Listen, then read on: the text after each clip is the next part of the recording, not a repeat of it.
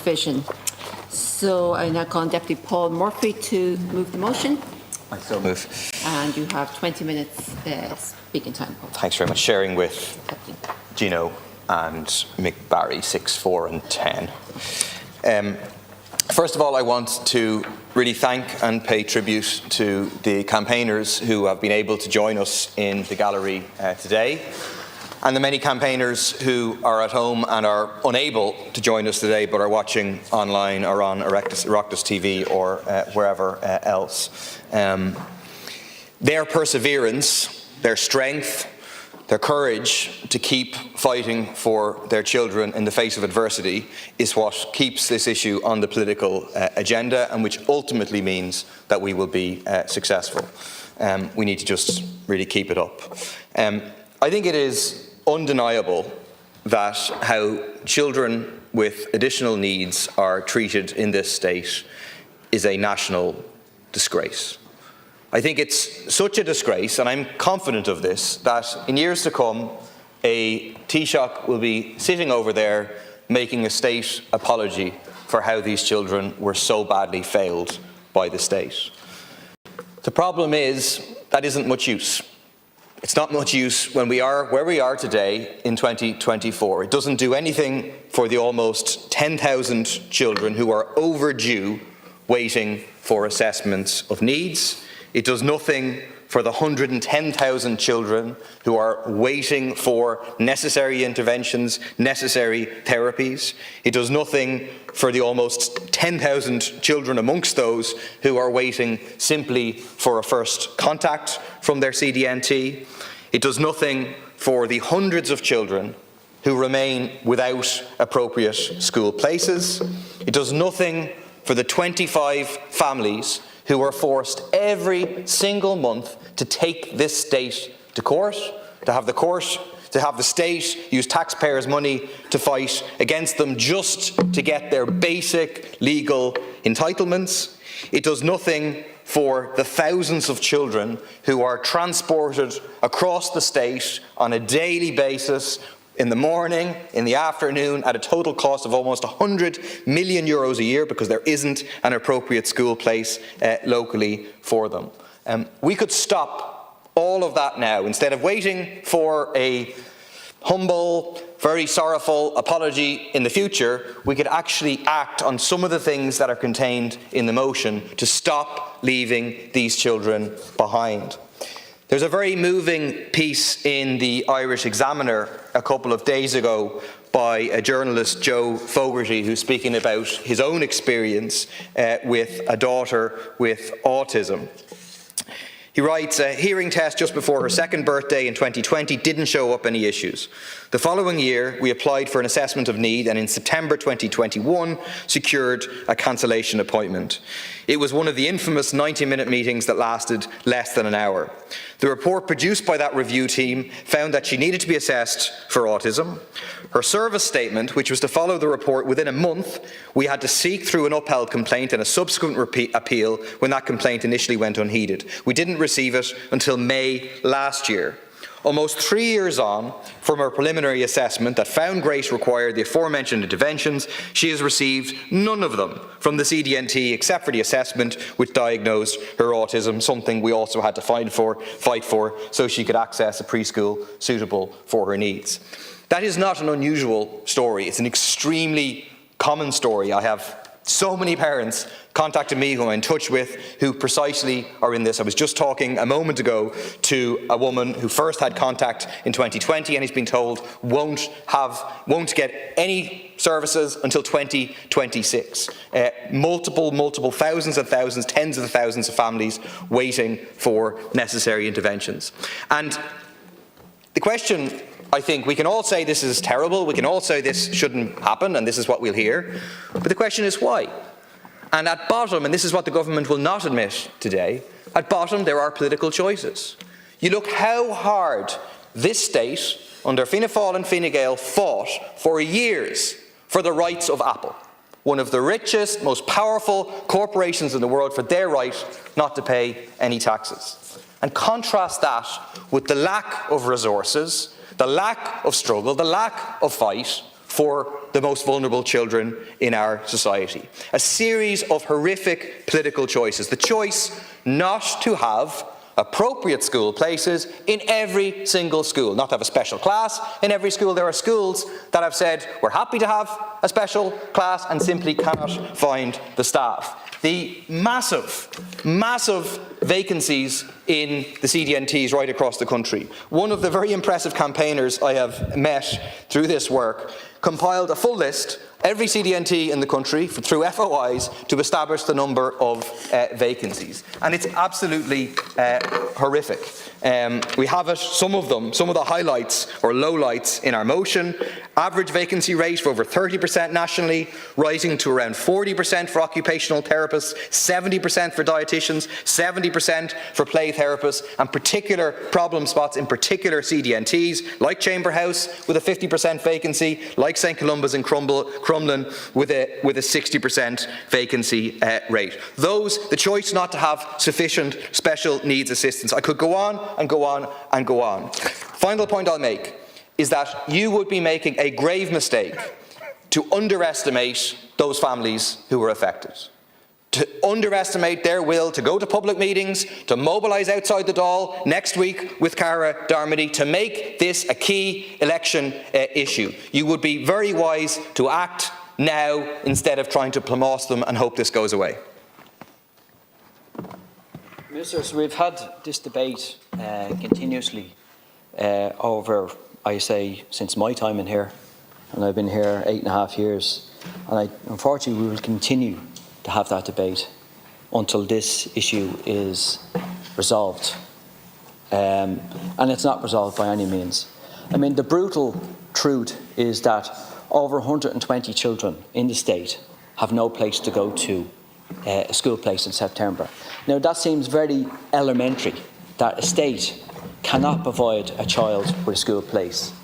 And I don't make this personal, you know, but the state, when we're awash with money, somebody has to ask a question. If it's not about money, then surely it's about bad planning. Somebody's got to, is to blame when a child cannot find a place for a school, because these are simple things, and this is having a knock-on effect to that child and to the family. If they haven't got a place, homeschooling is sometimes not appropriate, and so forth. So it's a failure, and I use that kind of, I use that word, sensibly, but the state has failed children when they can't provide them with a school place. And, this has a knock-on effect, not only, as I said, them children, but in terms of assessment of needs, in terms of therapies that goes with the assessment of needs. I mean, you have a bizarre situation where families have to take the state to court in terms of the state breaching the Disability Act of 2005. Laws are made in here, so they're legislated for and they're enacted so, that they work. The Disability Act in terms of the assessment of needs simply doesn't work. If families are going via the High Court to bring the state for these therapies and these assessments, then there's obviously something dramatically wrong. Just want to kind of touch on in relation to what answers and what solutions are we saying? I think a number of solutions in terms of the vacancies in the kind of children disability network teams. There's huge vacancies at the moment. And once there's vacancies up to 40–50% in cases, then there's going to be, again, that knock-on effect where people have to wait years in some cases, or if you have the money, you will go private. And these are expensive therapies. So the knock-on effect from the top affects the children, the most vulnerable children in our society. And that's just not good enough. Where this country is awash with money, we actually don't know what to do with the money. But what we can do with the money and the kind of, I suppose, the forbearance and planning is to not allow this to happen. This doesn't have to happen. Children should have a place to go to school. Families should have not to worry at come September to not have a place for their child, So with that, Minister, as I said, with proper planning and choice, because comes to choice, this can be solved, But You know, I don't know if the government have the stomach to solve that, but on paper, when children do not have places to go to and there's a knock-on effect, then obviously somebody somewhere doesn't actually have the kind of stomach to actually solve this. Barry? Yeah, I'd like to use my time to try and give voice to the rage and the heartbreak that's felt by parents across the country about this situation that the government have allowed to develop. The people I'll be quoting are people I've spoken to from Cork today. So, Jimmy Lorden, a parent whose son who wants to send for an assessment of need, he's been told he'll have to wait 2 to 2.5 years for the assessment of need. He says, "As a parent, it is beyond frustration being met with wall after wall.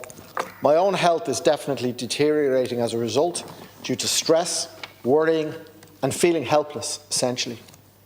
HSE waiting lists of 2.5 to 3 years for autism assessment means early intervention is not an option. And that's even if you do have money.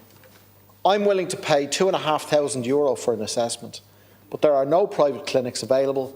The HSE have block booked them to try and clear waiting lists. I asked if I go to the UK to get the assessment, could I use it to speed up the process and access therapies and services for my son? I was told, no, it won't be recognised. So, no public option, no private option, no overseas option. Basically, my only option is to wait until it's too late and early intervention is gone." A Cork mother who's also been told wait 2 to 2.5 years for the assessment for your son told me, "What is most infuriating and heartbreaking about having a neurodivergent child in Ireland is knowing that the science is clear, that with early intervention real progress can be made and that it can have a life-changing impact. And despite this fact, the HSE erases that potential by refusing to provide the resources that can allow our children to thrive." There are more than 10,000 children across the state awaiting for assessment of need.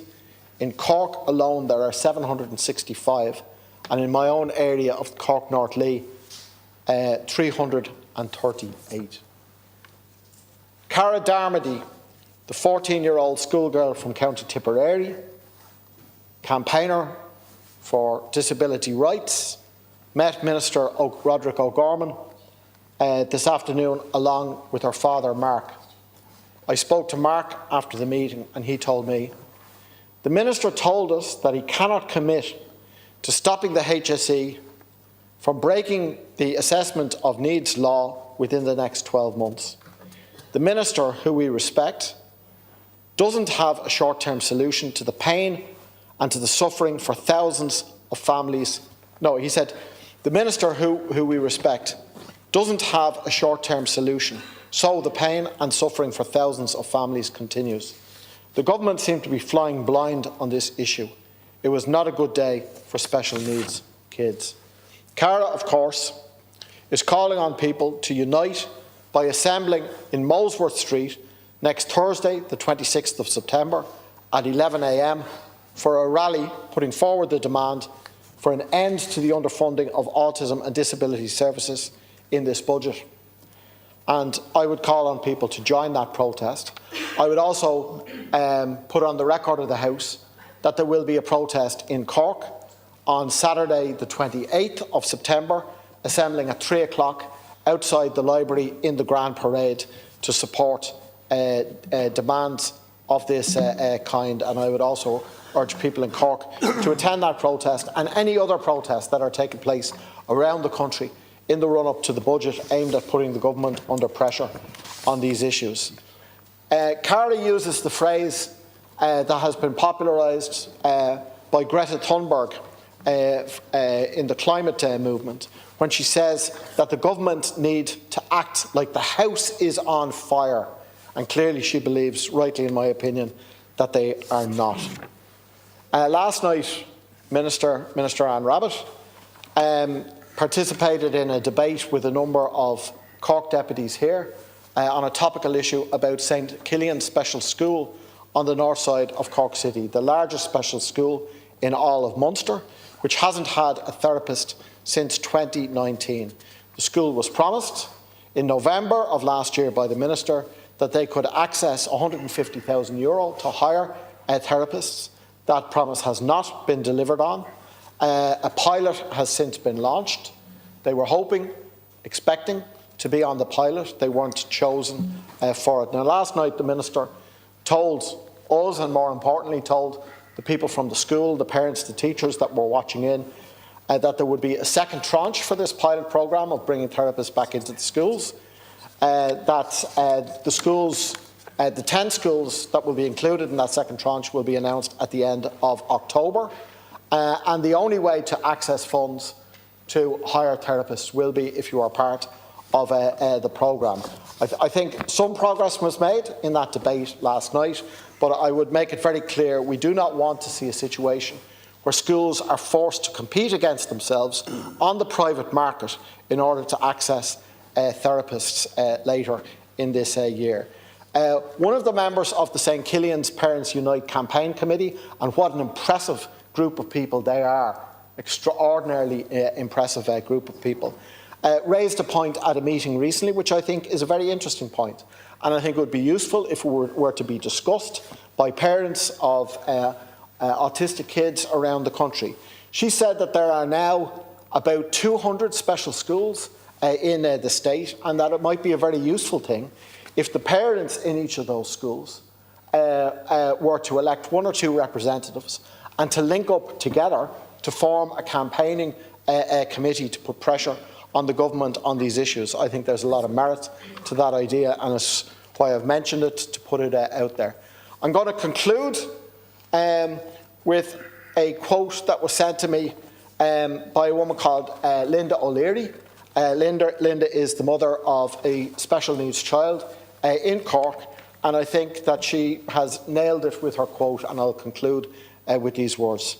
She says, Fianna Fáil and Fine Gael, in cahoots with the HSE, have systematically over the last decade withdrawn as many interventions as they could for children like mine and forced us into a complete reliance on the private system for what should be basic intervention to allow every child reach their full potential. Between withdrawal of services, making it nearly impossible to qualify for domiciliary care allowance, and forcing hiring freeze after hiring freeze, the state and the HSE have taken our kids' dignity and ability to reach their full potential. And they have left so many parents broken, financially and emotionally devastated with the stress of trying to make up for the state's conscious discriminatory policy-making decisions. I think I'll leave it at that. Thank you, Deputy. Minister Naughton, please. Thank you very much. I'd like to thank, first of all, the deputies for raising the issues contained in this motion.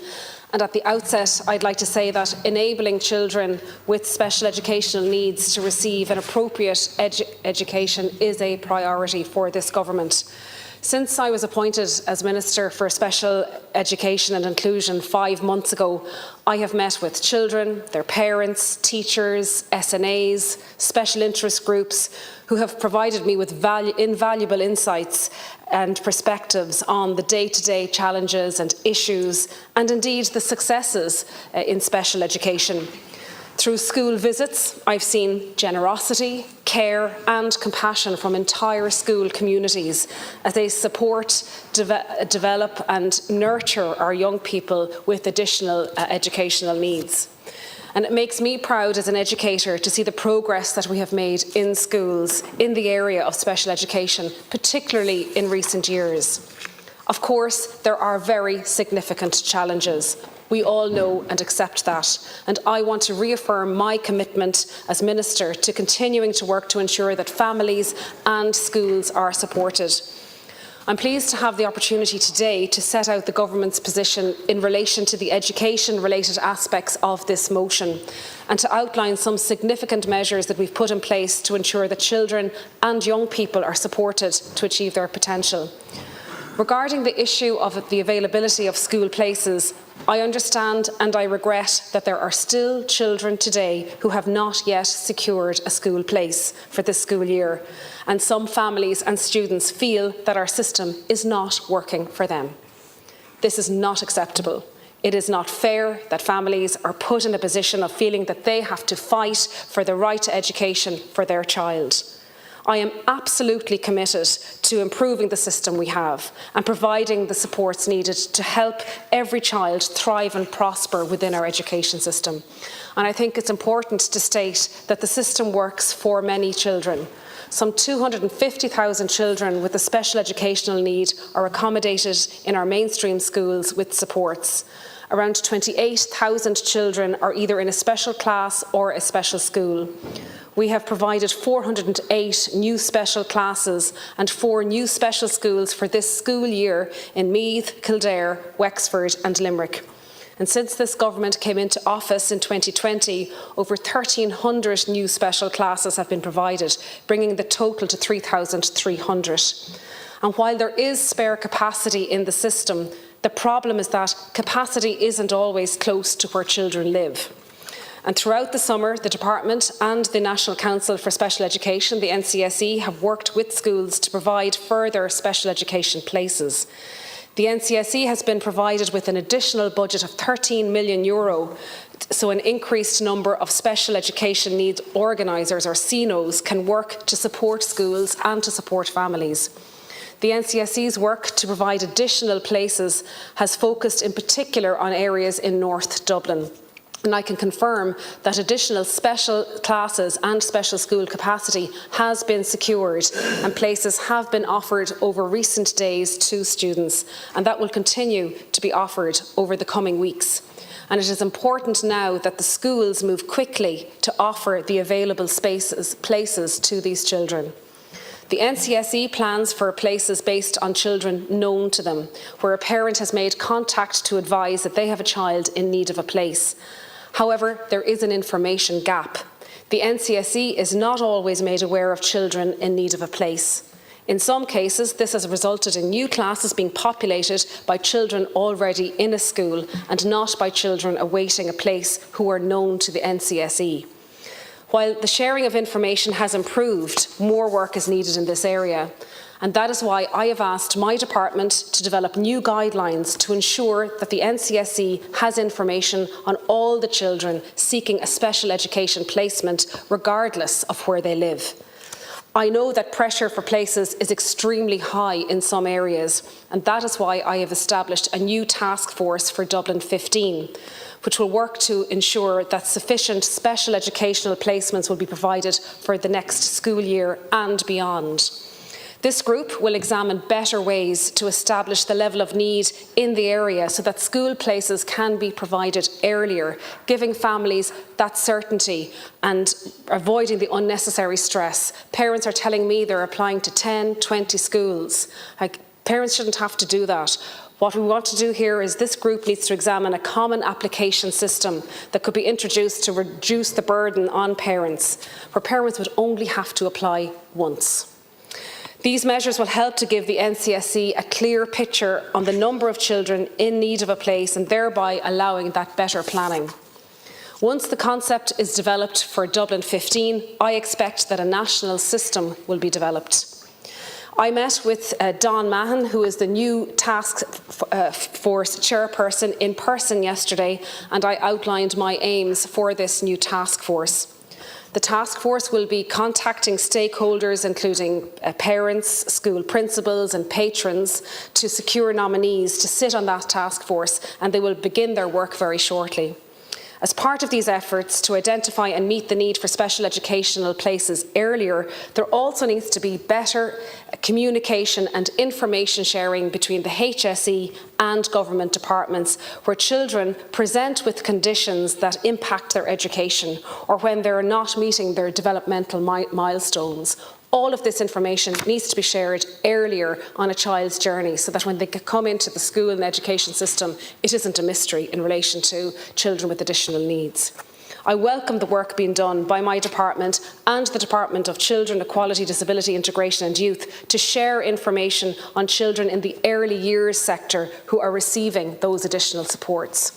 This will allow for the planning for special classes or special school places to begin not months in advance, as currently applies, but years in advance. I want to assure families that no efforts are being spared to ensure that special class places are provided for this year. I chair weekly meetings with the NCSE and my department to secure places, with ongoing engagement with schools and patrons. Most schools are helpful in providing special class places. However, a very small number have to be encouraged and in some cases instructed to open special classes using legislative powers which were introduced in 2022. These powers allow the NCSE to compel a school to accept a child with special educational needs. This power was exercised twice this year. To be absolutely clear, I will not hesitate to instruct the NCSE to use these powers if a school refuses to accept a child in need of a place. We are all aware of the increased prevalence of disabilities such as autism. We know that children have different abilities and they learn in different ways, and some may require more help than others. We must and do plan for this to provide children with a place and a clear pathway through our education system. This is an investment in our children's future, with €2.7 billion a year, a quarter of the education budget allocated, giving children the supports they need as early as possible. That is vital, and ensuring timely and appropriate provision of school places is the first step.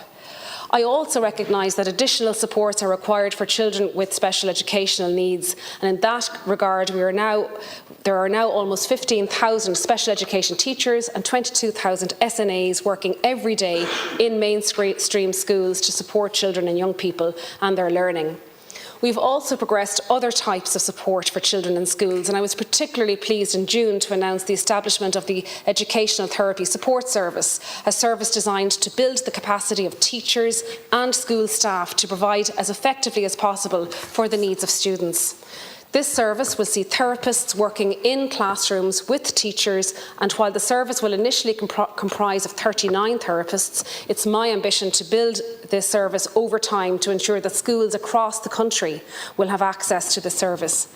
Deputies will also be aware of a more recent announcement relating to the provision of therapy services in special schools. In conjunction with the Minister for Education and the Minister for Children, Equality, Disability, Integration and Youth, the programme will be provided by the HSE in 16 special schools supported by the NCSE. The purpose of this programme is to provide the effective delivery of in-school therapy supports to children and will supplement existing services being provided by the HSE. Therapists will work on-site in schools for the full duration of the school day and of the school year. School selection is based on where children with the greatest need for supports are based and where appropriate resources are not currently available to meet those needs. The number of children in the special school and the profile of the need of those children will determine the therapy supports to be provided. I hope to expand this pilot so children receive the supports they need. And while the provision of appropriate therapy services is extremely important, I also recognise the importance of supporting students' transitions into and from school settings. The recently launched National Strategy and Action Plan for Lifelong Guidance is about helping people make better choices about their education, their career and life choices through information, advice and guidance counselling services. And for the first time, guidance supports are being provided in special schools. In addition, my department is working to support children as they transition through our education system from early childhood to primary to post-primary and further education and training and higher education, or whatever that transition may be for that child. This is part of our commitment to the comprehensive employment strategy for people with disabilities. We've instigated a pilot programme to improve access to and opportunities for post-school options, with 40 special schools taking part this school year. A second pilot transitions programme is in collaboration between my department and in Walkinstown, the Association for People with an Intellectual Disability, which is currently engaging with and delivering its existing peer ability programme in 10 schools in Louth, Dublin, Westmeath, Cavan and Cork, supporting 170 students in their final 2 years in school. And finally, I would like to refer to the Towards Inclusion model. The overarching purpose of this programme is to provide for collaboration between mainstream and special schools in teaching, learning and assessment practices. The programme seeks to break down the barriers between specialist and mainstream provision, to allow for conversations at local level around inclusion and opportunities for collaboration. Towards inclusion, it may be viewed as a foundation block in work being undertaken to develop an inclusive education system. I think it's fair to say that despite the many challenges facing the education system, we are making progress. I recognise and I accept that our system isn't perfect. Collectively, however, I am committed to working across government to make children's lives better. Thank you, Minister. Now, given the importance of the matter, I thought it was appropriate for us to allow the Minister to go over time to comprehensively deal with the matter. Deputy Boyd Barr, the floor is yours now, sir. Minister, the efforts and the programmes that you're talking about may make some differences, but really I think I wish that the parents of children and the teachers were here responding to what you're saying rather than me, because they're the ones who know how it's failing their children. And how, despite all the efforts, the promises, the programmes, and as Gino Kenny said earlier on, the debates that have been happening on this issue for as long as I've been in the Dáil, every year we find parents at their wits' end, unable to cope, meeting barrier after barrier, on waiting lists forever. Them and their children. One waiting list after another. Waiting lists for school. Waiting lists for assessments. Waiting lists for therapies. Therapies that often just never come. I was talking to Pamela beforehand, who was talking about CHO 7. Nearly 6,000 people waiting for assessments, which they're legally entitled to. Absolutely critical to get those assessments, because if you don't get that assessment, and then the therapies that flow from it, from the moment the state fails that child's life is being impacted potentially forever. And there's 6,000 people, and Pamela tells me that between January and May in CHO 7, how many assessments were done? 22. 22! It's unbelievable. Charlotte, who's up there, whose daughter Kyra, Kyra, excuse me if I pronounced it wrong, Kyra, whose young daughter has had 3 assessments, but isn't going to get her first therapy till 2026. She had to apply to 32 schools. 32 schools. Now, and I will go on about people in all these different, Rachel, who's up there, who briefs me on this on a regular basis, who has her own son with special needs, and she would just say it's just abuse. It's just abuse of the children, the neglect. And in fact, when the Children First guidelines were first drawn up, and then we had a referendum to put children first, the Children First guidelines were very clear that if children didn't get the supports that were necessary and the resources to give them equality, and to put them first, to cherish all of the children equally as was promised in the proclamation, that it was a form of abuse, it was a form of neglect. And it is abuse and it is neglect by the state. And people then having to go to court vindicate their rights. But even when you get your assessment, you go to court, you still won't get the therapies. There was a woman at the public meeting we ran in Dunleary a while ago who said her daughter was first diagnosed when she was, I think, about 12, and she was 17, and in all of that time she got 2 therapies, 2 meetings with an occupational therapist, in all of that time in between. It's just unbelievable.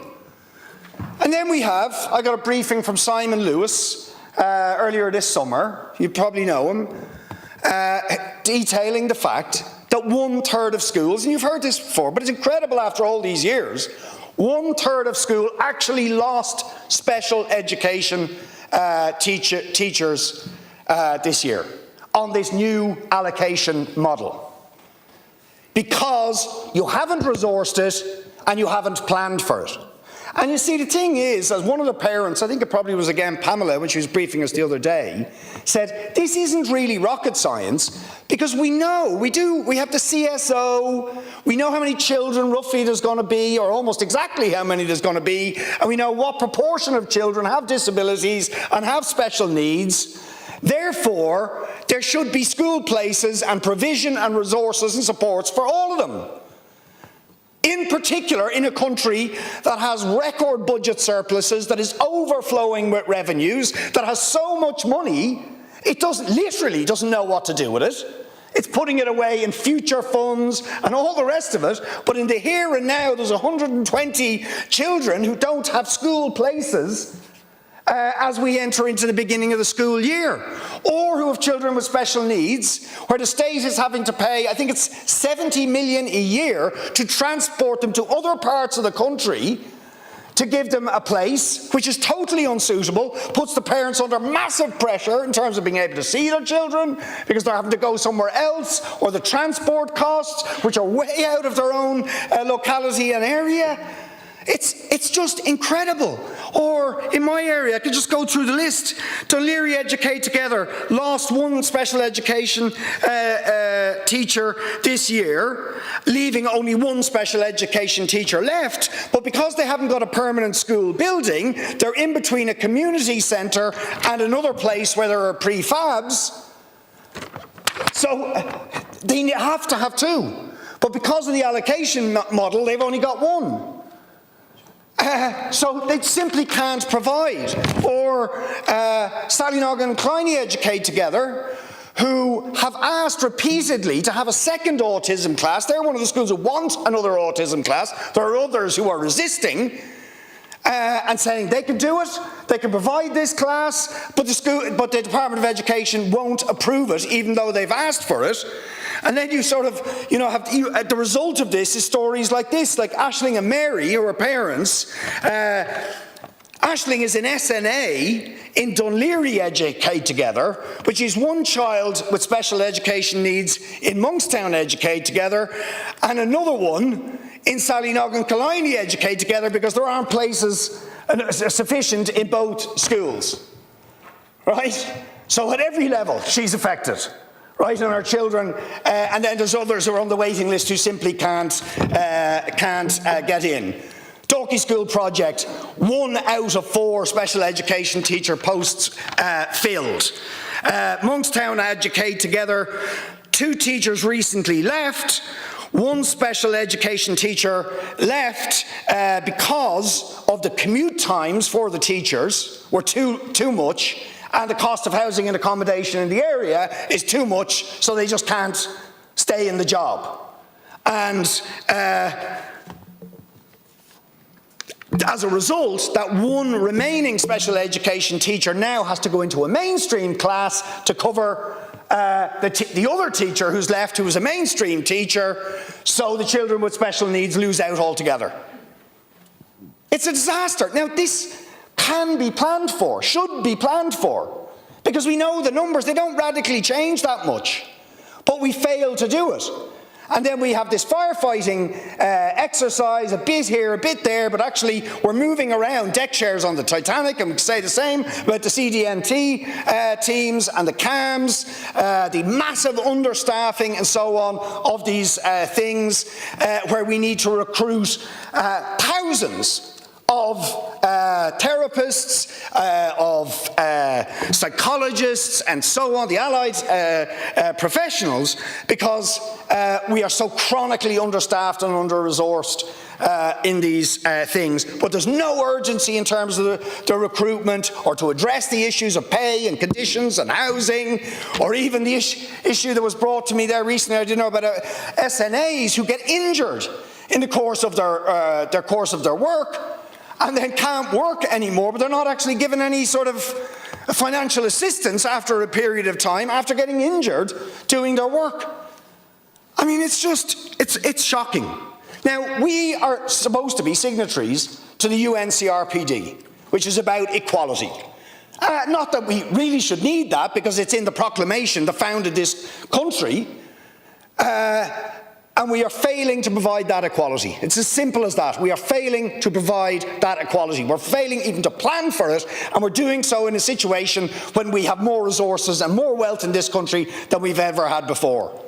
And as a result, some of our most vulnerable children are being failed, and their parents at their absolute wits' end. It is not fair. So the government have to use the resources that are available to them to give the rights and equality that every single child in this country deserves, whether it is the school places, the education, the resources, the supports, the health supports, the therapies that they need, housing. I haven't even had time to go into that.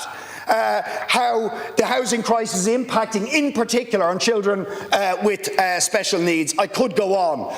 But it's for the people up here that you owe it to, and to the many, many thousands out there, 100,000 waiting for therapies, thousands waiting for their assessments of needs, and schools and teachers, SNAs and all the rest of it, who are under such pressure, such stress, so demoralised by all of this. We are failing them, and it has to stop.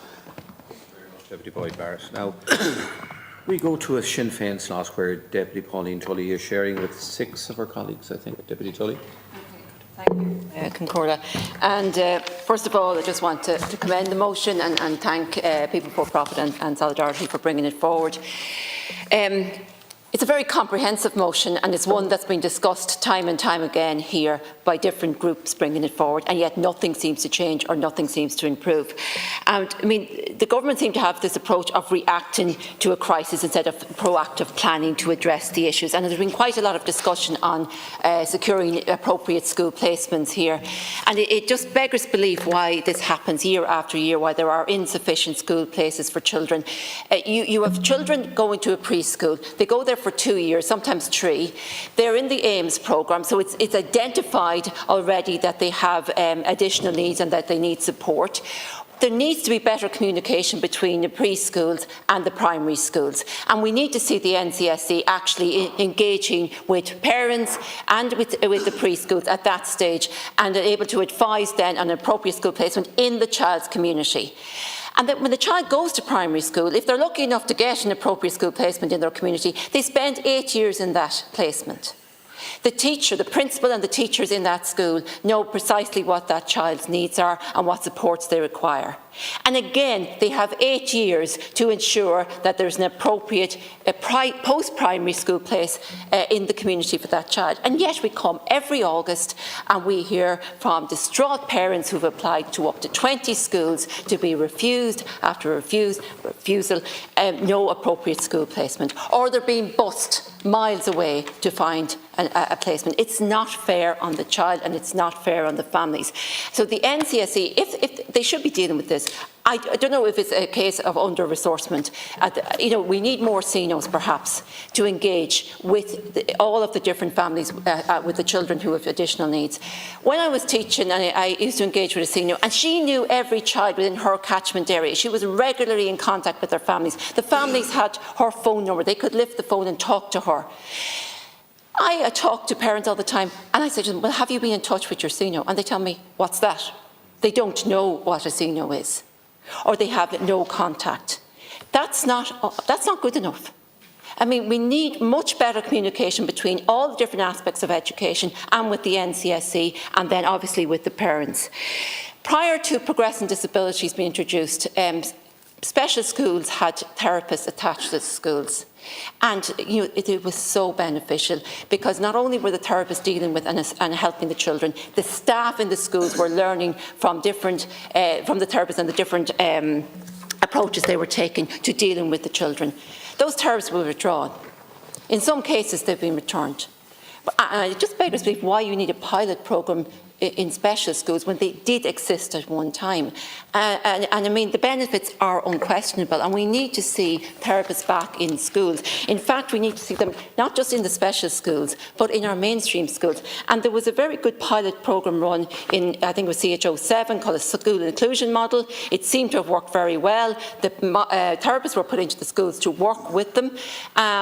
I don't know if a proper evaluation of that pilot has been carried out, and if so, has it been extended? I think there were plans to extend it, but I think it's a model that needs to be extended to all of our schools, especially the schools which have autism classes or special classes attached to them to support the students in those settings.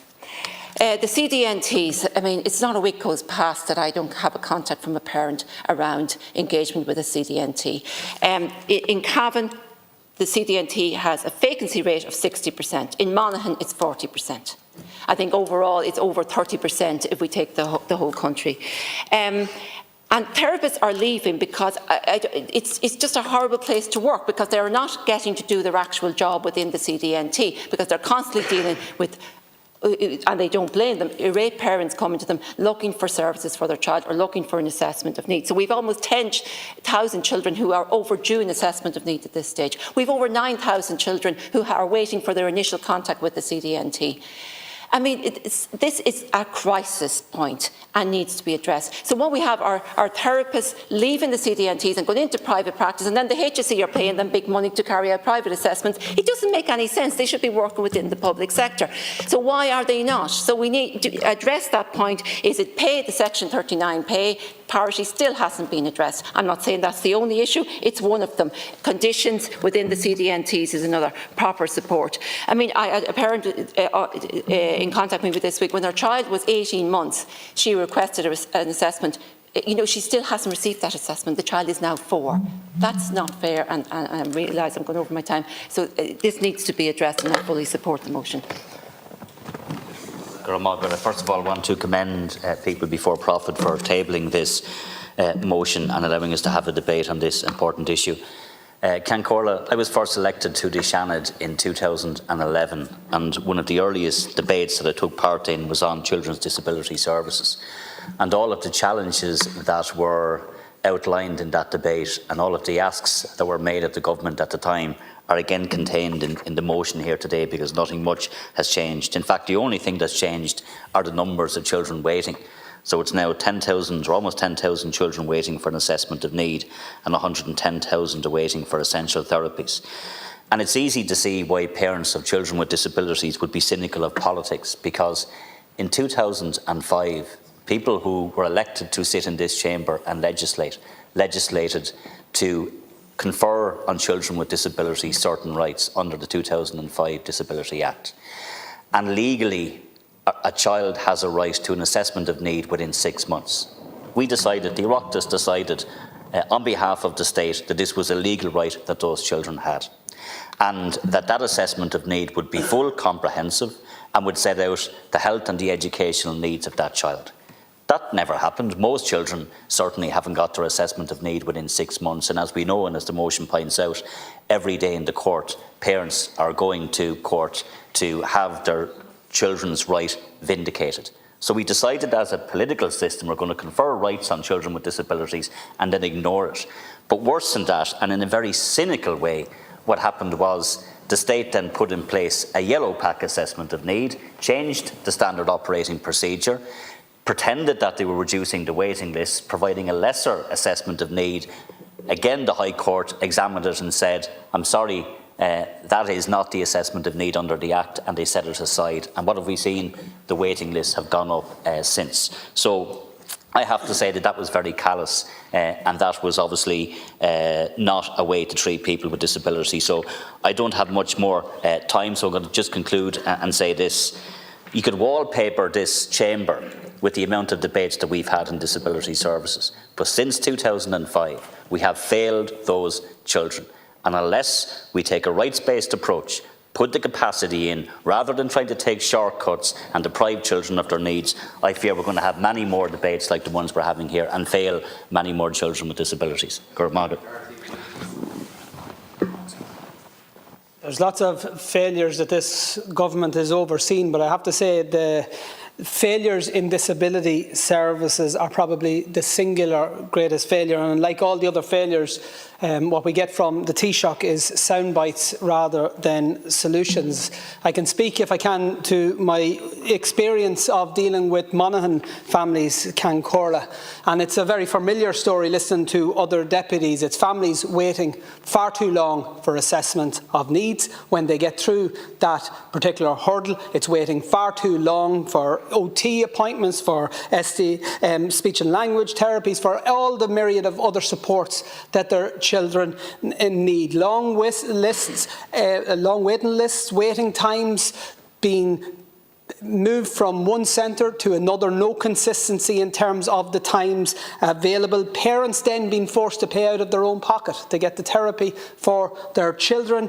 Other parents simply not having the money to pay out of their own pocket, and despite assurances previously given, government providing no mechanism for which those families can be reimbursed to give them some hope. County Monaghan, as I've said many times in this House, is one of 2 counties that has no special school, despite it being clearly evident that there is a need for a special school. And what do we get from the Minister's promises of reviews? There is no need for a review. We've no permanent respite services. I, in the Dáil here in June, raised these issues with Simon Harris, and I had one ask of him: would he meet the families affected from County Monaghan? And he committed that he would. And like in so many other issues, that still hasn't taken place. I received an email in August saying that he's trying to find a date in between, I suppose, his festival going. The live reality of these families is that they have to fight every single day, battle every single year. We had a group home in Carrickmacross, promised in 2006, finally built in 2016, opened in 2022, 16 years later. And of course, then the Fianna Fáilers and Fianna Gaelers are showing up for the photo opportunity, nowhere to be seen in the long campaign. Likewise, families battling for a temporary respite, for a full permanent respite centre, got a temporary respite centre, and where, out of the woodwork, the Fianna Fáil representatives come out with their photo opportunities and their videos and all the rest of it. I have to say, Ministers, the parents of children with disabilities in County Monaghan don't need TDs or Oireachtas members who will be there on the good days. They need this House, all elected representatives, to be there on the good days and the bad days, and to ensure that we end the bad days by ensuring that in the first instance we recognise that families of children with disabilities have been treated disgracefully, and it needs to stop, and we need to change the system. Minister, there's absolutely no aspects of supports for children with additional needs that is working. Absolutely none. No section of it. I brought a letter which was given to me by a constituent of mine just before the summer recess, which confirmed it was 72-month waiting lists for services at the CDNT in Dublin 15. 6 years waiting list. Absolutely and utterly shocking and shameful in this day and age. The parents stood in this building and stood outside this building here just before that recess, campaigning for school places. They met with yourselves, both of you, on several occasions, and they were assured that there would be, first of all, that the NCSE would have their details, that they'd be in regular contact, and they would help get them a school place. And turns out it's not quite what happened for all of them. And what was feared at the time was that some would get places, but some others wouldn't, and that has come to pass. There are about 120 children across the state with no school places as we speak, and that, unfortunately, these children have been let down time and time again. And I was contacted by the parents who did get school places over the summer, and they were absolutely exhausted, but they were joyful that they got school places, but they were deeply angry because they knew that there were others who were not going to get school places. They stood side by side with the parents, and some of them are here today. And they will continue to stand side by side with them to ensure that every single child, that not a single child is left behind.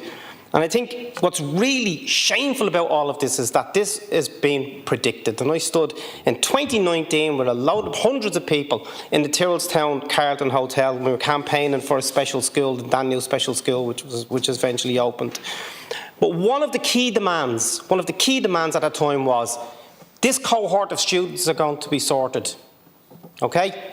But let's not forget the ones who are coming behind them. That was in 2019. And in every single year, those children have been let down. Every single year, despite promises that that wouldn't happen. Because the NCSE and the government failed to plan. Now, I'm glad to hear in your statement that there is a task force. I'm glad to hear that. And I'm glad to hear that parents are going to be involved in it. But do we really need a task force? Really? You know, I think it's a failure of everybody who's been involved in this service over the years. If we can't get a simple thing of children who need a school place, schools, and let's get them in. We're paying people extremely good wages to do their job. I think they should be doing it. And I find it incredible that we have to set up a task force to do that. But let's give them the time, let's give them the energy. They don't have much time. September 25 is coming to us. But I just want to mention as well, Daniel School, 12 school places. They were promised a school building which is supposed to come in before Christmas. There's also an issue around the HSE and the WT hours that were allocated to them. I will send you a letter on. I would ask you please to have a look at that and maybe have a chat about it soon. Thank you. In my brief time, I'll cut straight to the chase. First, I just want to thank People Before Profit and Solidarity for bringing this through. I listened to a lot of the speakers here. I listened to the ministers' opening statements and stuff.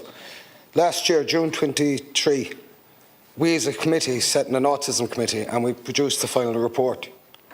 And in fairness to it, there was 109 recommendations on that. The blueprint for success is there. There's 83 or 87 more of those recommendations to be implemented, but it deals with everything from school transport to respite care to summer provisions, you name it, it's there.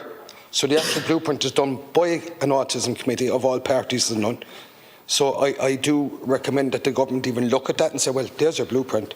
The assessment of needs, I'm not even going to touch on it because it absolutely disgusts me, and what the HSE have done to get through the loopholes is absolutely sickening, and they should be ashamed of themselves. But you mentioned, Minister, and your thing about planning and advanced planning and stuff. We all have a constituency dashboard.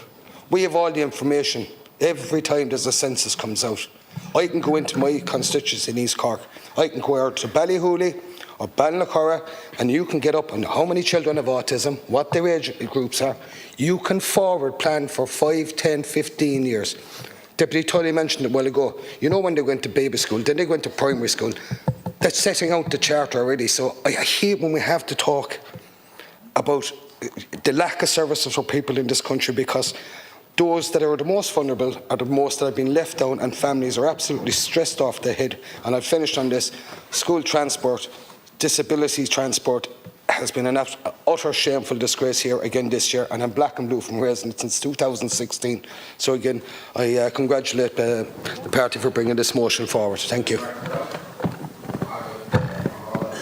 Minister, it has been said already, and I want to commend Solidarity and People Before Profit as well.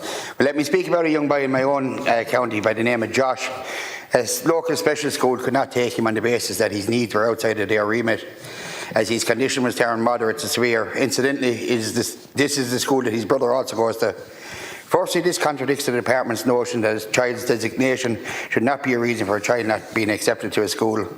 Anyway, another school was eventually identified to his mother, Sabrina, but the fact is that the surroundings in which Josh would have been placed were wholly unsuitable. It's just a room. It has windows which are easily accessible. Josh himself is a flight risk. It's near a road. It is no quiet area, no sensory garden or any other additions needed to make it any way suitable or acceptable to him. There is also a deficit in the teacher and SNA to pupil ratio. It's wholly unsuitable, and this school is effectively being forced to use this unsuitable room to cater for the demand that you haven't provided for. Additionally, the parents were told that the school will only get funding to make it suitable if Josh actually goes to the school there first. His parent says that one experience of those surroundings would ensure that he'd never tolerate any suggestion of returning. Minister, why is the department doing this backwards? Why can't you ensure schools have the facilities to take the children first, rather than forcing children into unsuitable spaces before they are made safe? It defies logic. And why couldn't the first school Josh's parents applied for be facilitated, which would be more suitable anyway? And why won't you engage with the family about this?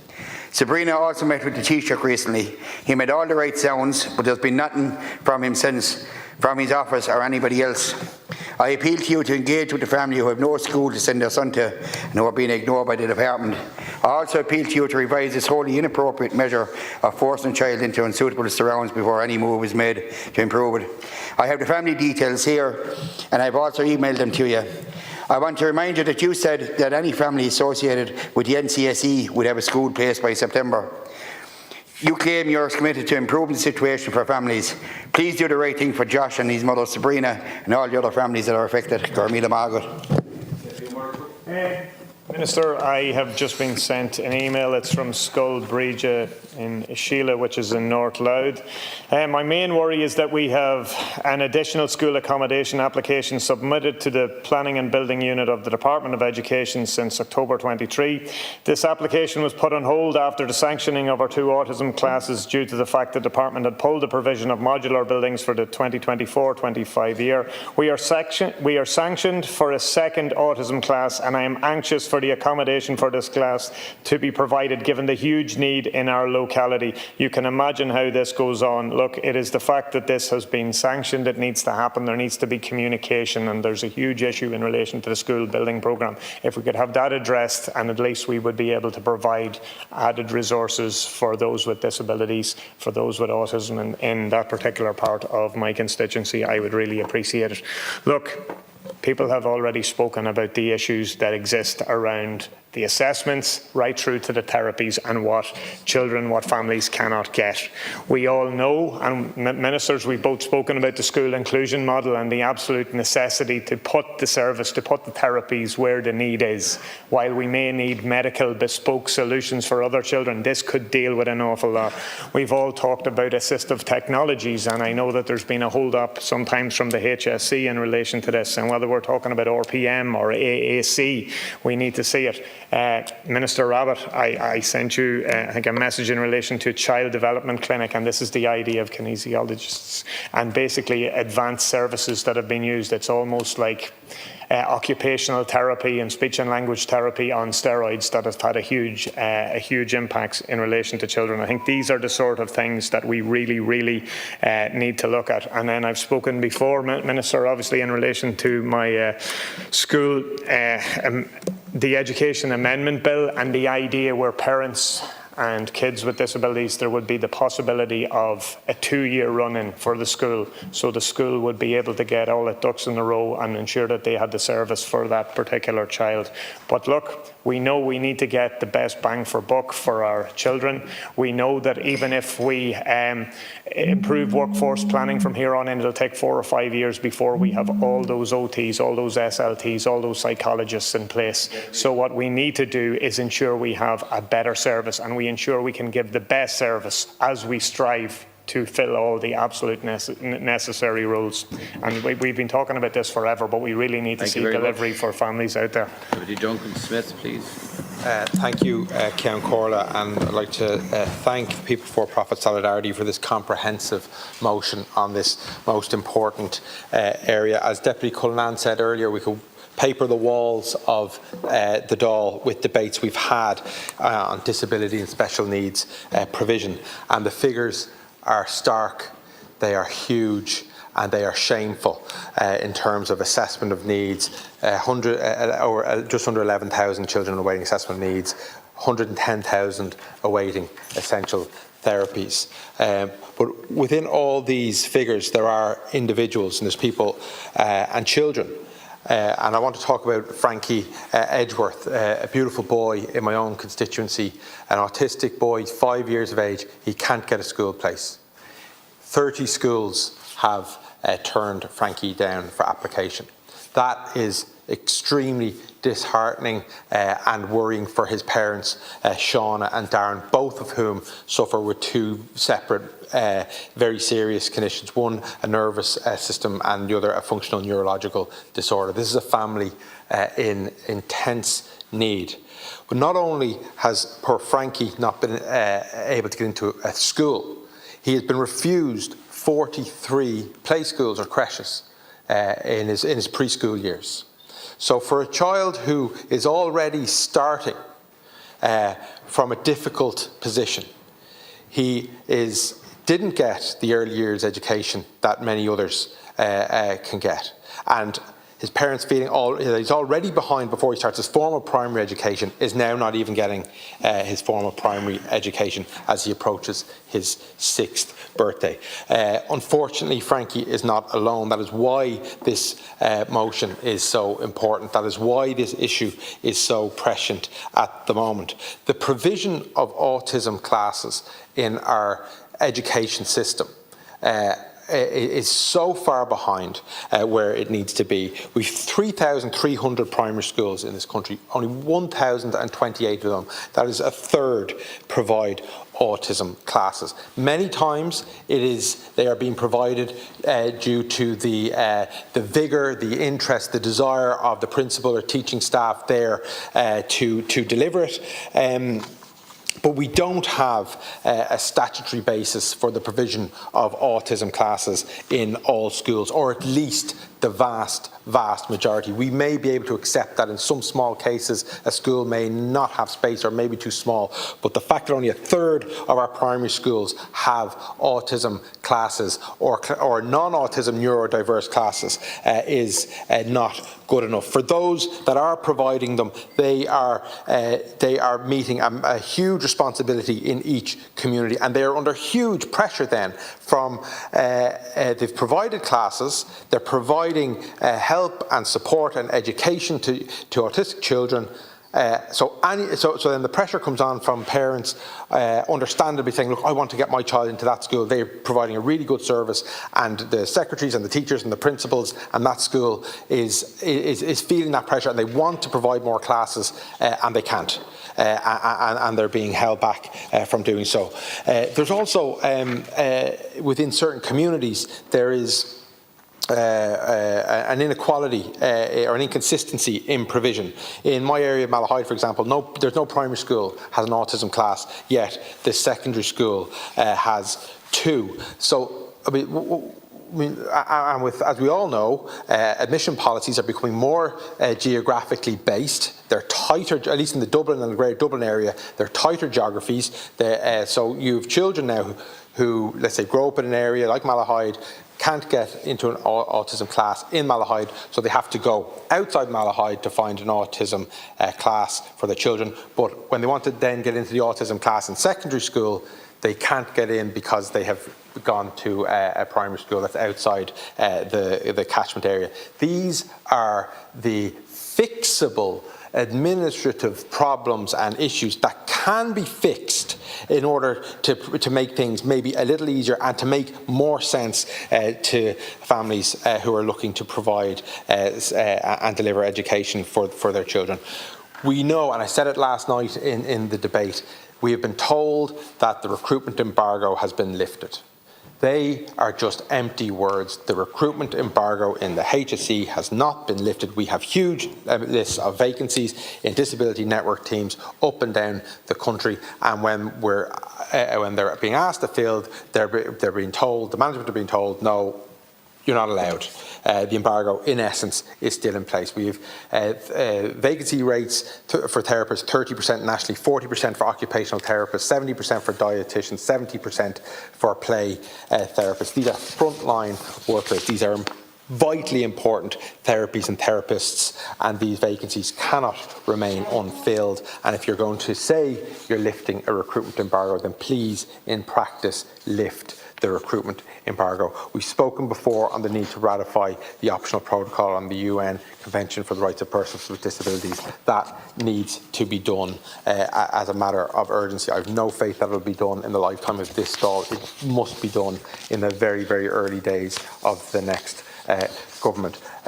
We could go on and on and on. I think the motion, also calls for the timing of the release of the autism strategy just there in August wasn't good timing. It was cynical timing. There wasn't enough. It should have been done when we were earlier. It should have been done a long time ago, but it should have been done whilst we were in the Dáil and able to discuss it. The 18 programme for commitments, and I'll finish on this, on family carers, and this is the real test. On the 18 programme of government commitments, 4 have received a score of regressive, 6 have received a score of no progress, 5 have received a score of limited progress, 3 a score of good progress, and 0 have had a commitment achieved, and that's from family carers. And that, I think, speaks volumes. And if you take the scores of the government in terms of their ability to deliver in this area, and then you take it and apply it to a boy like Frankie Edward, who I mentioned at the start, that is the reality of failed progress and failed delivery in this area. I fully support the motion. It's an excellent motion. It's comprehensive and details so many complex, difficult areas in disability and special needs provision, and we fully support it. Thank you, Ceann Comhairle. Garland, first let me begin by also thanking people for bringing forward a really excellent, timely and powerful motion, but in addition to that, for bringing forward so many meaningful suggestions to enact even half of which would make a substantive difference to the lives of countless people, the length and breadth of this country. And I hope many of these measures will be reflected in the budget when it's presented to us early next month. At the heart of the motion and at the heart of the call is the struggle that so many families have to make every single day just to have a certain vindication of a basic need for their child to be met by the state. At the heart of the motion, but not expressed, is the same courage that's demonstrated by each family, the length and breadth of this country, who time and time again, some have to travel to the Dáil, others have to make emails every single day, get onto their schools, seek out for help to any and every single person just to have a basic necessity of their child met. We are, in many ways, a wealthy country. That is not reflected in the services that we offer as state, and motions like this each and every week is a reflection of that. The Tánaiste that I was, I believe, said on the radio the other day that there are people in my party, Sinn Féin, PBP, who believe that we are living in a failed state. I don't think for a second any of us believe that. We believe we're living in a mismanaged state, where opportunities for very simple investment, for urgency to the care, are being not so much neglected, but not achieved. And that's all we ask, time and time again. And I appreciate that you might tell us that the wheels of state are difficult and all of those things, but the everyday lived reality of a child in need of an assessment of need or the follow-on care, I assure you, is more difficult. And I think what we'd like to see is a state that is willing to go beyond itself. And that's the heart of the calls that many of us will be making, not just in this motion, but over the next couple of weeks and months. It doesn't feel right to attempt to summarise these shortcomings in 8 minutes. I think disability and special needs supports are in crisis and require dedication and long-term commitment from government, which we will advocate for as best we can in the time available. In terms of assessment of need, the problems preventing families from assessing crucial assessment of need in a fair and timely manner are systematic. That word systematic is deep and it has meaning, but it's not my word. They're the words of the Disability Appeals Office, as well as the words of countless families around the country who are treated as an afterthought by the HSE. More than 10,000 children are on waiting lists for an assessment of need, and over 100,000 are on waiting lists for essential therapies. The HSE, of course, has an obligation to uphold the legal rights of children with disabilities. Yet, out of 72 appeals to the DAO received last year, they only got around to processing 44. It's an extraordinary figure. No child should have to wait for a simple vindication of their rights. Under the Disability Act, the HSE must begin an assessment of needs within 3 months of a request and must conclude that assessment within another 3 months. From speaking to countless parents around the country, but also my own constituency of Dublin Central, it would appear that that is very rarely the case. Assessments of need are essential in denoting what any given child will require to thrive in their education and all aspects of their life. The gross disregard of those children, their needs as a priority for the state, is an insult to their families who work night and day to give their kids the best. It's an insult to the kids, only to be cast aside as an afterthought for months and often years on end. That is absolutely a disgrace. Forget the Apple money, forget the recurring massive budget surpluses that we're told about. These children deserve to be prioritised even if the exchequer was to be half empty. But the exchequer is not half empty. It is, in many ways, we're told, full to the brim, and that adds insult to injury. A wealthy country showing that it doesn't care for its most vulnerable. And I will repeat the phrase, show me your budgets and I'll show you your care. 22% of last year's assessment of needs appeal were from families in North Dublin, many of whom live in my own constituency of Dublin Central. They have quite literally and figuratively run through brick walls for the kids. But the treatment of the state fails to meet their legal obligations to support children with disabilities on a regular and ongoing basis. The HSE would claim to be under-resourced because this government and successive governments have ignored the cries of medical professionals and health-focused NGOs. They hear the informed opinion and choose to look away anyway. There are no excuses for the sad state of the HSE when we're sitting on surpluses that give our most vulnerable a better life. You know, we hear about rainy day funds, and I hear about putting money away for the future, and you just think, like, is there ever a day when these families are not experiencing unbelievable difficulties?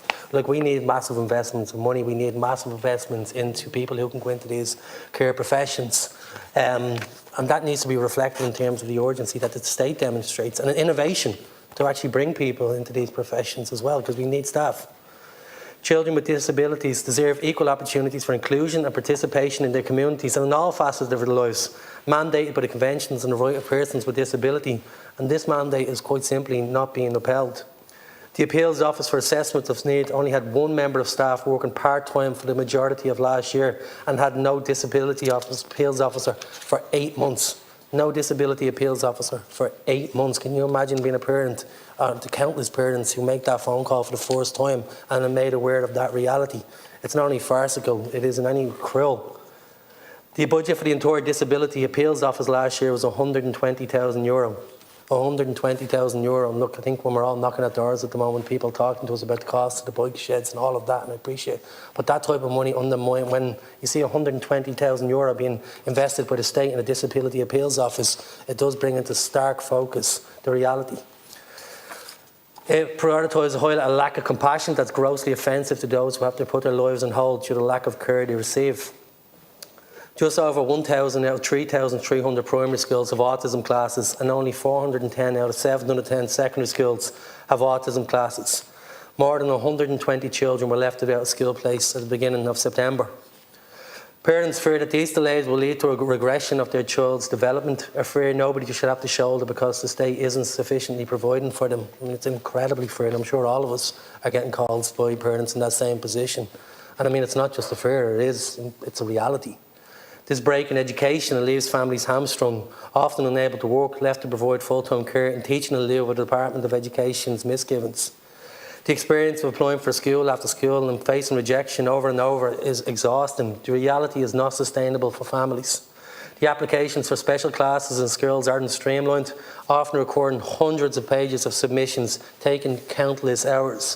Often with no end in sight, the equivalent of the pushing a rock up a hill for an hour and ever is the equivalent of what many families are facing every single day. And this sort of treatment is absolutely not emblematic of the Republic that anybody strives for. Education for no child in this state should be too much for ask for. No child nor a family should have to make the journey to the Dáil just to have a vindication of a right for a child to be educated in an environment that's safe and catered to their needs. In the short time that's left, I'll talk about the SET and SNA allocation. The insufficient number of special education teachers and special needs assistants only exacerbates this problem. Earlier this year, charities such as As I Am, Down Syndrome Ireland, Inclusion Ireland wrote to the Department of Education asking for the revised SET allocation model to be paused until those most affected are meaningfully consulted. I have 8 seconds left, so let me just say, later this month we will celebrate for the first time SNA Appreciation Day. SNAs play an absolute vital role in the class, often offsetting the failures of the state. I think it's high time that those people who do such a valued work in the classrooms are valued, both in terms of their recompense, both in terms of terms, and so many areas in which the state has failed. And we absolutely need to do better. Start in 2 weeks' time for the budgets, or maybe it's too late for that. Thank you. Thank you very much, Deputy Gannon. Now, Deputy Sean Canny, please. Thank you very much, Concorda, and I do welcome the motion by People Before Profit here and the opportunity to speak in it. And as a member of the Disability Matters Committee, I think we've heard over the last nearly 5 years from different parents and different representative groups what is going on and the way they are experiencing life, living with a disability or with a family member having a disability.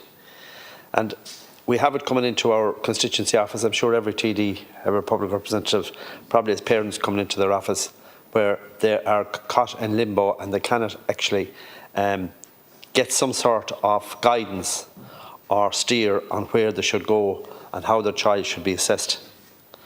I saw it in my own constituency down in Tuam, where the CD&T was opened this time last year to great fanfare, and it has not functioned right since, because we don't have the staff. And parents took to the street last December, before Christmas, because they realised themselves in a family forum that it wasn't just one person, it was every family was suffering. And when I have a parent coming into me who has, with her husband, and she has just come from the GP who has referred her to the mental hospital because she cannot cope with the stress and her child cannot get the services. There's something wrong when we're at that. The biggest problem that comes into my office is the fact that the assessments are not being done. There is what I would call a dressing up of what's being done. They're being registered, they're being this, that and the other, but the assessment and the results of the assessment are not being delivered within the 6 months that legally we're supposed to do. This is what's going on. And I could stay here all day and tell you, Minister, what is wrong. But I do believe that if we're to put things right, we have to have a fundamental change. I thought that change would have come about when disabilities was taken out of the Department of Health and put in with the Department of Children. But now I find that the HSE still have their clause in recruitment, and so the extraction of the disabilities out of health has not happened at all. It has been a charade. And I'm sorry to say that, but that's what it is, because the Department of Health are still deciding about recruitment, which is paramount importance. They're deciding about all of these things that I thought we had autonomy in when we're talking about disabilities, and we don't have it. So the extraction of disabilities from health hasn't happened. It has just been another one of these where we set up a new department with a new letterhead and money spent in it. I'm very disappointed in that. The next thing I'd like to talk about is education and schools and special needs schools. And down in Tuam we have a fine new special needs school, St Oliver's, and it has taken years to get the new school in place, but we have it in place. But it's full to capacity. There's a waiting list. We then have other schools in Galway, like Lakeview, which is really, the building physically is not fit for purpose for what is intended, and we just need to get a new facility in place there. We have across my constituency, and I'm sure every other constituency, where you have certain schools have an ASD unit, other schools do not. So you have a child who's separated from his or her siblings because they're going to the mainstream school, and the child has to go to another school where the facility is in place. There's no joined up thinking, and it's harsh, like segregating, I would say, people to say, well, if you're 6 inches taller, you go there or whatever, and you end up separating children. And the best way of trying to give the best opportunity to young children who have a disability is to get them into assessments, get them into an education where they're comfortable and where they're with their family and their friends, and they are then seen to be part of normality. But we try to separate them out because we want to make them different. I think the SET allocations have been a bit of a disaster, and I think that it is important that we tackle that before we operate school business next year. And we don't just do it like that. We have a proper consultation process so that the special education teaching hours are actually working and are meaningful for everybody. I would also say that I've come across in the last couple of months, and especially the last couple of weeks, the fact that special needs people have got a place in a school, but they haven't got a bus to bring them to school. Because we can't get a bus, they will take a wheelchair. Or because an operator has stopped the service. Or because some other reason or excuse. And what really galls me about that is that when I make a representation, I'm being told by somebody, oh, that's a responsibility of Bus Éireann or something else. It's not. It's our responsibility to make sure that the full service is there in place so that children who have been allocated a place in a special school, that they can get there. I have one set of parents who are driving probably 3 to 4 hours a day to bring their child to school, back home again, back again to collect and back home again, because there's no bus with a wheelchair that can take a wheelchair. I think, you know, that's fixable, and it's not money. It's really somebody who will drive this to make sure that it is done right. Lastly, the regional group of which I'm a member will be bringing forward a motion next week, private members' motion, on having a non-means tested carers allowance. And the amount of parents that have given up their work, given up their careers to mind their child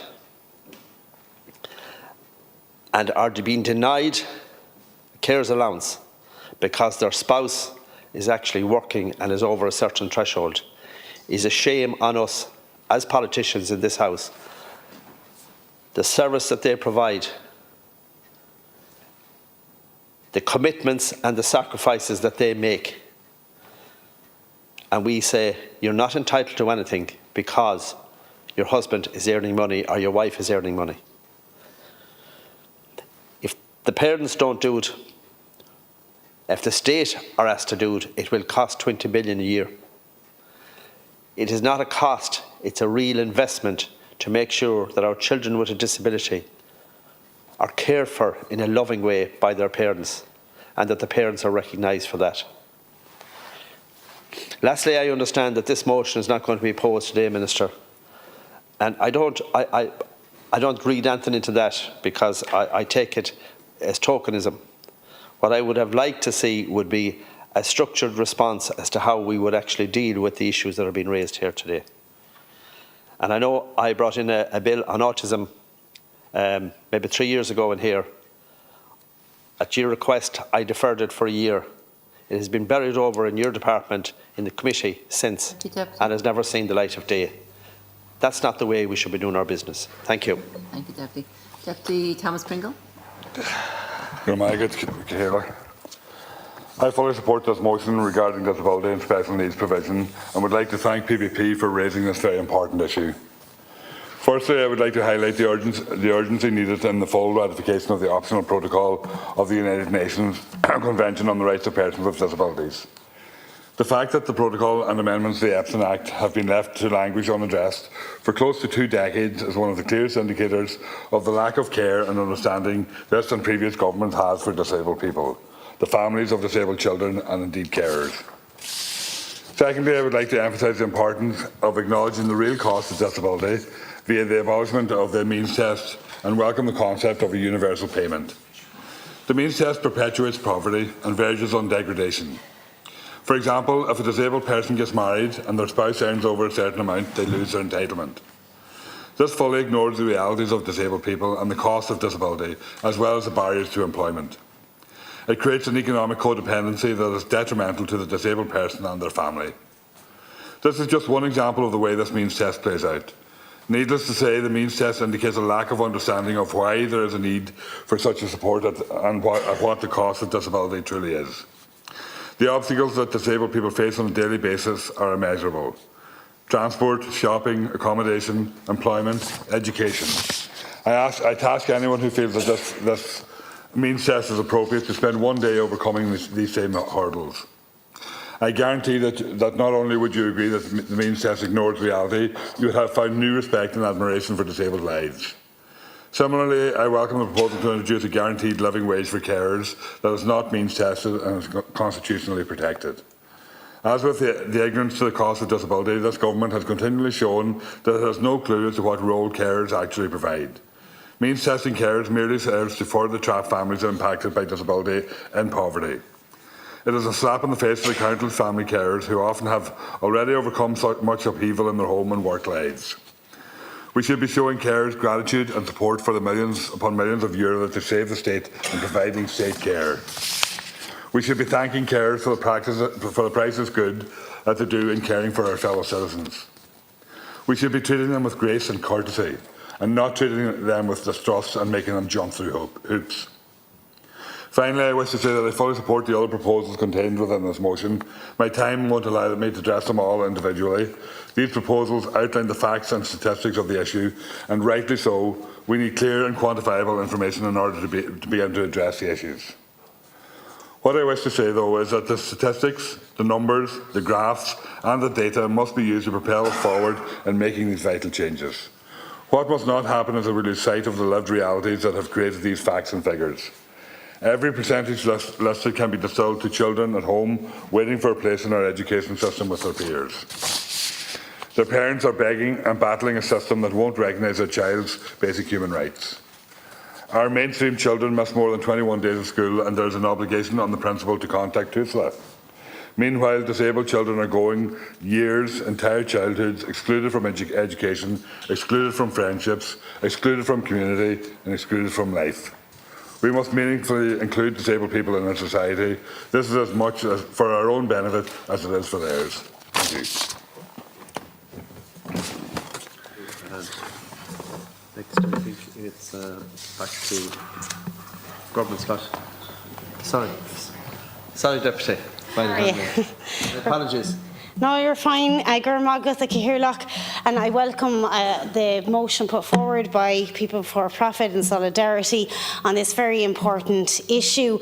I have been raising, I suppose, the waiting list, specifically in Clare, for the last number of months, and I have the numbers of the first contact and those waiting on the initial contact. So there is still 36 children in Clare that are awaiting that initial contact, and as we know, that is the very basics of support and services that can be put in place. So it's very important that they continue to receive that, at least their initial contact. Also, just to mention that I was actually trying to find out how many SNAs are in schools, and from the PQ response I received, it transpires that that number isn't actually collected, that it's available at a local level, for example, but they have indicated that there are 21,000 SNAs in schools. But anecdotally, I'm hearing from the likes of clinical psychologists, those who train SNAs, also pointing to the fact that they are hearing that some schools are not actually hiring SNAs. So there is still a gap there, and possibly something that maybe you could look into. In respect of CDNTs and the vacancies there, look, I know that at the Disability Matters Committee before the recess that was raised with you then, and also I had mentioned it to yourself in respect of Clare, and at the time there was a lot of focus on whether or not permanent contracts were being offered, and that was something that you had said that had been brought to your attention by others and that you were going to look into. But I think just the fact that we're still here, I suppose, and we have still a lot of vacancies in all of the CDNTs, I know one in Tipperary, for example, where it's the occupational therapist, and I've raised that with them locally, but also then in Clare, a number of vacancies there around that. So I think there is a need to really, and I know you've pointed to a new recruitment strategy, but I think the permanent contracts and those being offered to ensure that those can avail of home security, mortgages, all of that really does need to be considered. Gurmagat. Thank you, Deputy. And now back to Minister Rabbit. Thank you, Chair. And I want to thank the deputies this evening for bringing forward this motion, and I welcome the opportunity to speak to this House to reassure you that this government is fully committed to people with disabilities and their families. I do, of course, acknowledge that there are important challenges that we must address, many of them raised by the deputies in their contributions. And if disability services in this country are to be fully meet the needs and expectations of those at the heart of the service. I'd like to thank Minister Naughton for her important contributions regarding recent developments in the special education sector. The programme for government has seen increased year-on-year investment into disability services, with this year's budget seeing a record circa of approximately £2.8 billion funded for community-based disability services. This funding will help reinforce and support the sector and provide a new and improved services as an increase of £195 million on 2023. Sometimes we forget that when we talk about respite, when I came into post, 55 million was ring-fenced for respite. It's now at 120 million. That is the investment and the weight that I have put on the value of respite. It's also important to note that there has been substantial additional investment into children's disability services in recent years, with funding provided for over 600 whole-time equivalent posts. Notwithstanding that significant investment, I personally know of the frustrations that families experience in accessing the services they need. However, I want to tell you that this evening that the government has listened to the families and is pursuing significant investment and reform as part of the programme of radical transformation across disability services. The HSE is taking a planned approach towards building capacity and addressing the service deficit, informed by the Action Plan on Disability Services that my department published last year. The plan aims to build the capacity of disability support services to meet changing needs, improve timely access to services and strengthen the focus on individual services and support. The action plan will be a key to enhancing services and ensuring that we have a human rights, person-centred approach to both policy and service delivery, requiring concreted with a government approach to disability. In relation to the Children's Disability Services, the PDS Roadmap for Service Improvement 2023 to 2025 provides a framework to improve services for children and their families, and clarifies the commitment of the HSE supported by government by providing high-quality responsive supports and services for children with disabilities. And the roadmap includes a robust suite of 60 actions, with 45 either completed or in progress. And as noted by the deputies, there are indeed many challenges facing children and young people with disabilities in this country. We all recognise that working with children with complex needs is hugely rewarding, but also very demanding. And I need to acknowledge that recruitment and retention of staff is presenting challenges to the HSE and the various lead agencies. And these challenges are reflective of the issues affecting the wider health and social care sector. And this is borne out by the CDNT staff census, which notes an average vacancy rate of 36% across the CHOs, and I use the word average.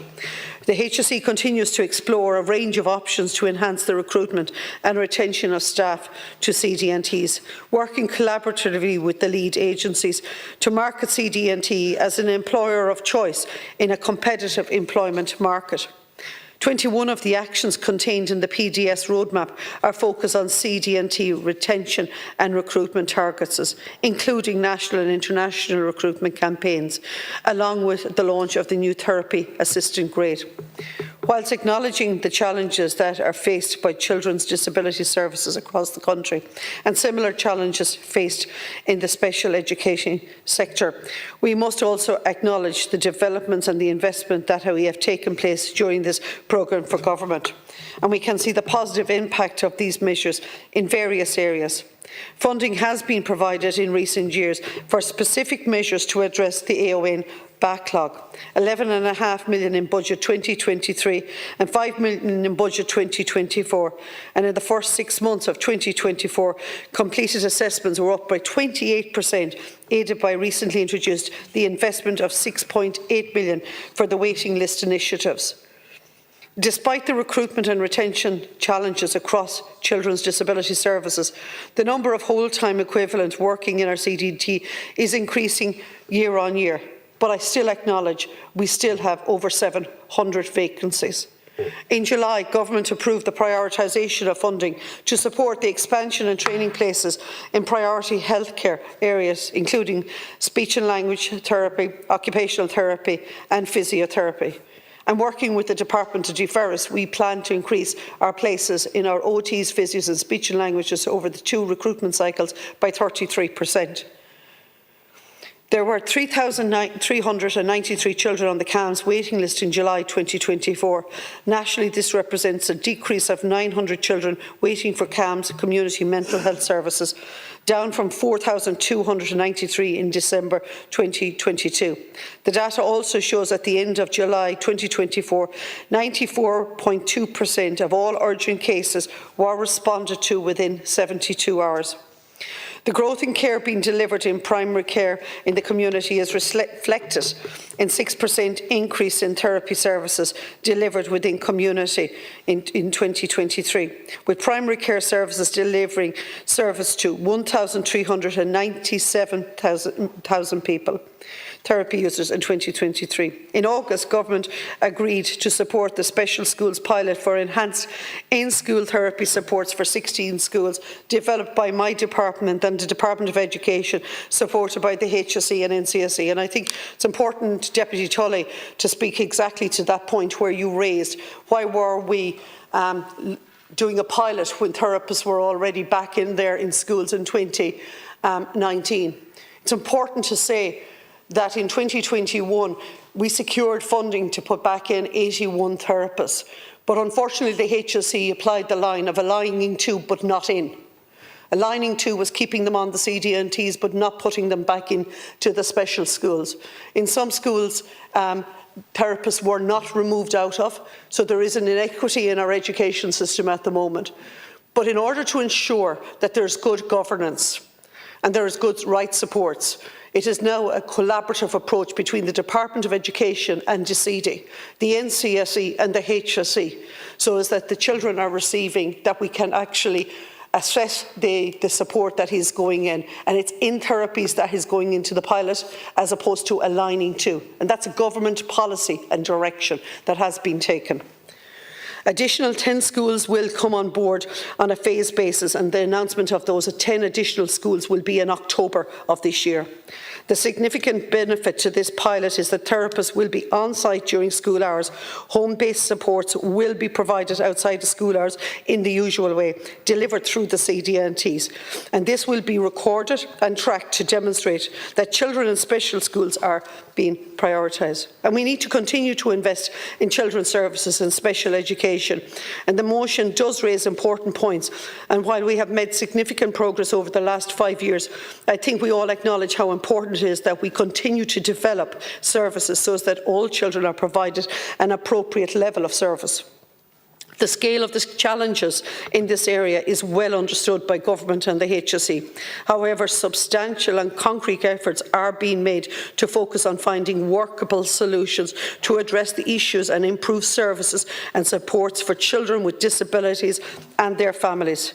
Personally, during my time in office as Minister for Disabilities, I have seen consistently proactive in my engagements across all of these issues in order to drive reform and improve services.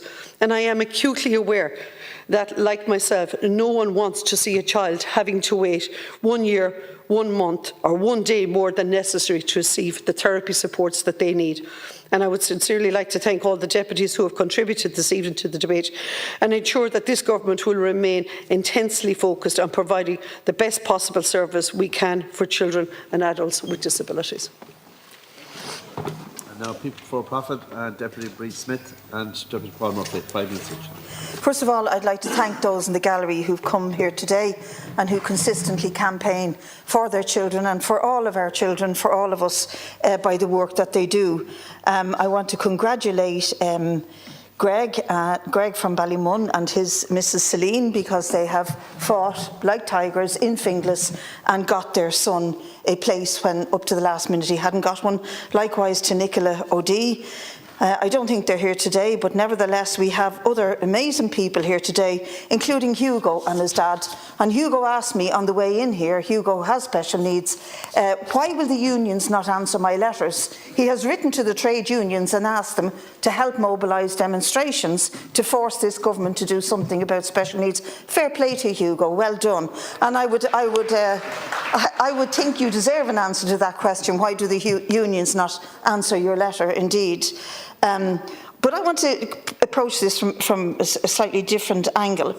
You see, Conor Reddy, the councillor who's up there and who led an amazing campaign in Finglas, said to me, Bree, this is about planning and delivery. And the more you look at it, the more I totally agree with him. Now, I know that your speeches are written by civil servants. Sometimes my speeches are written by parliamentary assistants. The minister who left her speech is written by a civil servant. But I noticed she said in her speech, I am proud as an educator to see the progress made in schools in the area of special education. I understand and regret that some families and students feel that the system is not working for them. It's not fair that families are put in a position of feeling that they have to fight for the right for education. It is not a feeling, it is an absolute reality. And it is reality for hundreds and thousands of parents and hundreds and thousands of children. And when she says we are all aware of the increased prevalence of disabilities like autism, well, it's going to increase and be more prevalent in the future. So we want to see a plan. And actually, today's contribution from yourself and from the previous minister who's left doesn't give us a plan. She says three things that jumped out. One, that there's a recent announcement relating to the provision of therapy services in special schools. Two, that there's a national strategy and action plan for lifelong guidance so that people can make better choice about their education.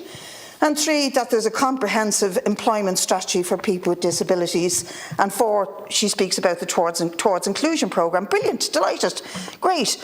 She doesn't tell us how you are going to clear the waiting list of, how many is it, 10,000 who are waiting for assessment of special needs, how you're going to engage the, how many, I have to lose me, let me come to that, how you're going to engage the 375 extra clinicians that the HSC says we need in order to clear that waiting list for assessment of leave. Not a word about that.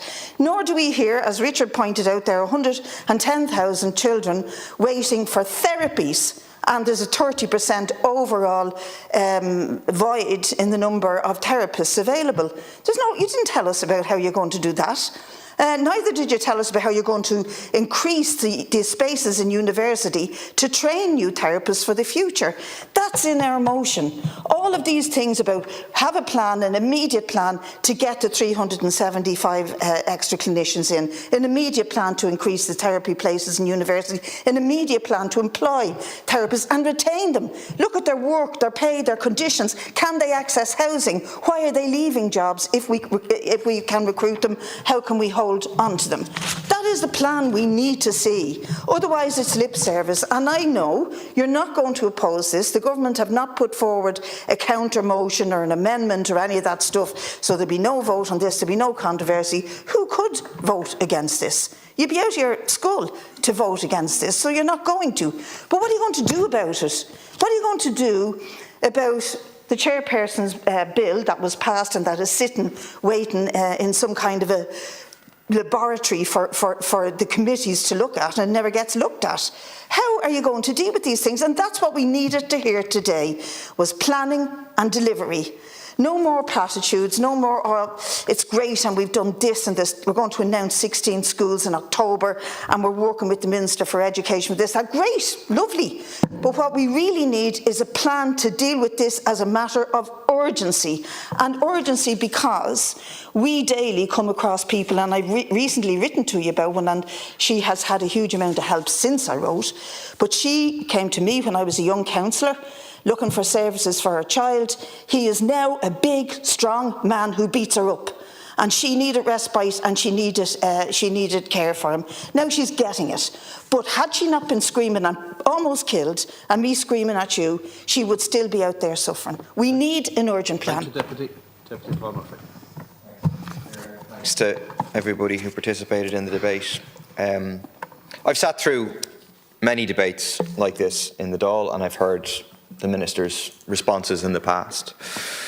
I've heard about the pilot schemes, heard about the task forces, heard about the marginal improvements in what is a horrendous situation. It's still horrendous. If you go from waiting 6 years for an intervention that your child needs to waiting maybe 5 years and 8 months, that is still a horrendous, unacceptable situation. I don't doubt the Minister's sincerity. I definitely believe that she cares. But I do not believe what you said, that the government is fully committed to families of children with disabilities. I do not believe that the government wants to convert any of that care into action that will make a meaningful difference to these hundreds of thousands of families. And I believe that, like, an illustration of that is the government's approach to the motion tonight. I mean, I really think, and this is their regular approach, this is what they do every time now with motions on this issue. They're not opposing our motion, they're going to allow the Dáil to pass it, but like Breed said, you have no intention of implementing it. I mean, there are 17 very, very clear asks here. How many of them do you intend to implement?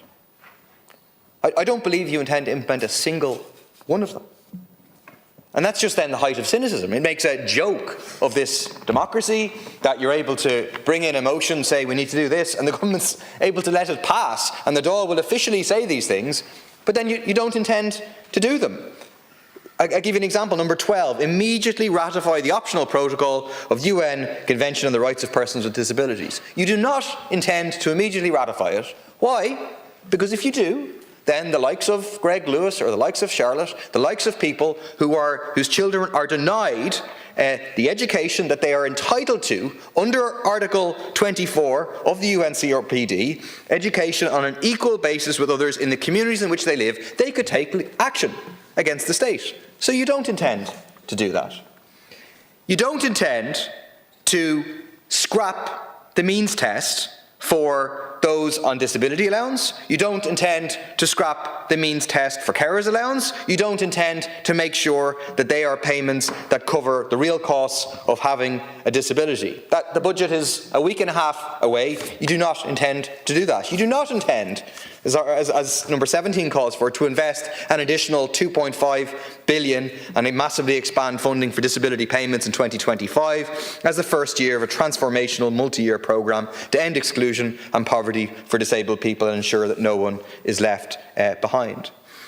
I do not believe that you intend to implement a comprehensive plan for staff retention across the relevant services, addressing in particular pay and conditions. We all hear these awful stories of people who become therapists because they want to help children, and then they're trapped in this awful situation of managing massive waiting lists, not being able to do what they do, under massive pressure, unable to afford housing, and then leaving, going into the private sector. This downward spiral. And it relates to the point about the pilot programs in the schools. Yes, it'll be good if we have therapists in special schools. Obviously, that makes sense. Yes, it would be good if we had therapists in every school. Absolutely. But if you're just moving the therapists from out of the CDNTs into the schools, well then you're going to create an extra problem. The fundamental issue is to address that issue of staffing, and that gets to the point in terms of the barriers, removing all the barriers to further education for those in these professions. That's the question of fees, that's the question of accommodation. We could have these people on our courses and actually relatively quickly would be on the ground assisting while learning, etc. Doubling the number of places available in universities, ensuring that AONs are carried out and recommended supports, ensure delivery of adequate training and support for teachers, SETs and SNAs. We have a programme here which would make a meaningful difference to all those people, and this Dáil will adopt it. We'll say we'll say that this is our position, but it really is the height of cynicism that the government does not intend to do it. I finish with this just to say that the only way the government will be forced to do any part of these is precisely by the campaigning pressure, by the people who are in the gallery today, by all those who are watching, by those who will be outside the Dáil next Thursday. They have to be shamed into it, they have to be pressured into it, they have to be forced into it. It's not right. These parents should not have to fight. They really shouldn't. It's outrageous that they have to. They have enough on their plates already, but that is what will ultimately make the difference. Thank you, Deputy. Now, I want to thank all the deputies for their cooperation. The question now is that the motion be agreed to. Deputies who are in favour of the question say tá. Deputies who are against say níl. In my opinion, the question is agreed and carried. Problem solved. Thank you very much. Thank you all very much.